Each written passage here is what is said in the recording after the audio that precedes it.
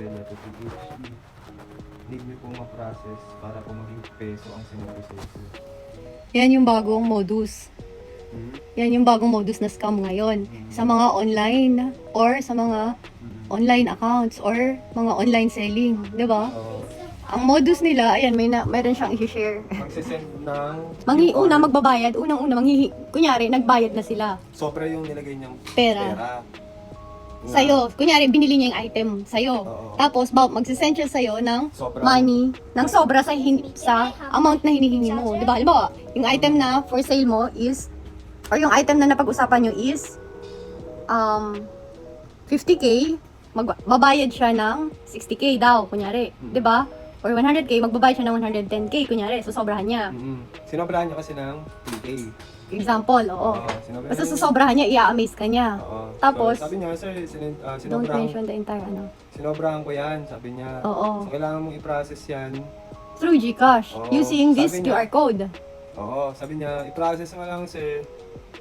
Sabi niya, bayaran mo. Bayad na. Makukuha mo yung money. Pag binigyan ka ng QR code, tama? Yun yung kinuwento mo sa akin Yung kanya. QR. Binigyan ka ng QR code na i-QR mo daw. Open mo yung GCash mo, tapos i-QR code mo. Pag QR code, marireceive mo yung Hoy, Jay! Yung sobrang amount na binayad niya daw sa'yo. Oo. So, So, upon checking the QR, ikaw yung magbabayad, Magbabayad. madededuct sa GCash mo Oo. pala. So, wag na wag niyo kagad. madedita. Oo, wag. So, ang goal natin is to alert the public na wag i-QR code. Kasi, kung may laman yung GCash mo, deducted ka na ngayon kung di Oo. QR code mo. Pero ang promise niya sa'yo, sa QR code na yun, makukuha mo yung money. Magre-reflect once na i-process ko. Once, kumbaga, nare-receive ko yung pera once na nagbayad ako.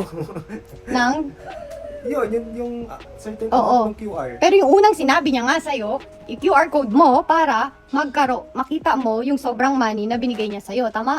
Tapos, nung nag-dubious ka na sa QR code, ang second na sinabi niya ay magre-reflect na magbayad ka muna ng 3K para makuha mo yung 50K.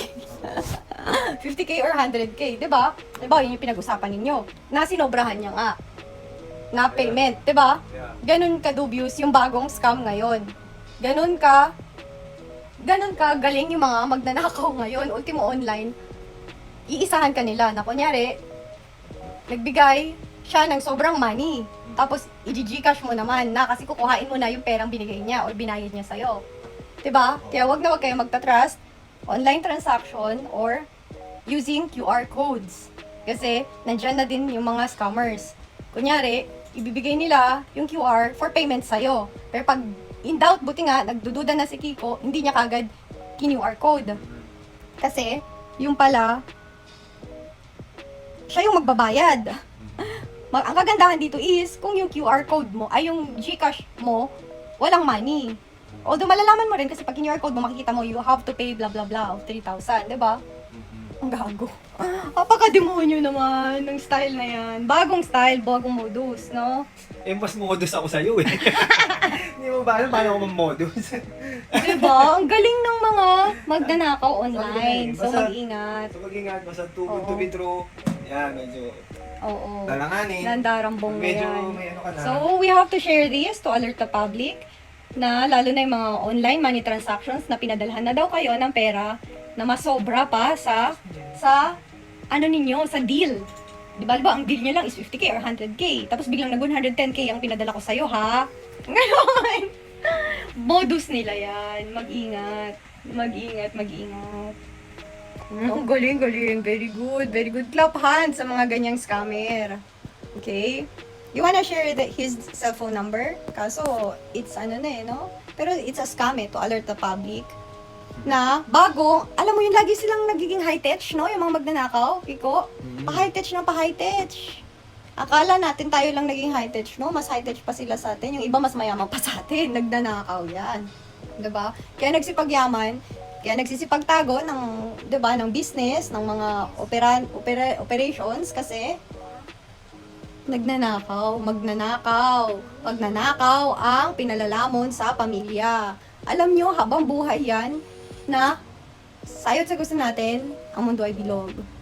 The karma, you will receive the karma whatever you do. Whatever you did. Diba? That's the yin and yang.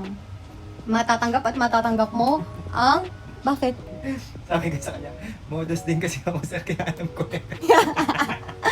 Matatanggap mo ang good karma and bad karma. Yan nga yung sinasabing karma. Kasi lahat ng karma, hindi lang bad, hindi lang, meron ding good. Yun nga, pag may ginawa ka ng kabutihan sa kapwa, yung mga anak-anakan mo, marireceive yung good karma. Okay? And same as the bad karma. So, kung wala mang nakakakita sa inyo ngayon, ang nature, nararamdaman kayo, ang vibration, ang energies ninyo.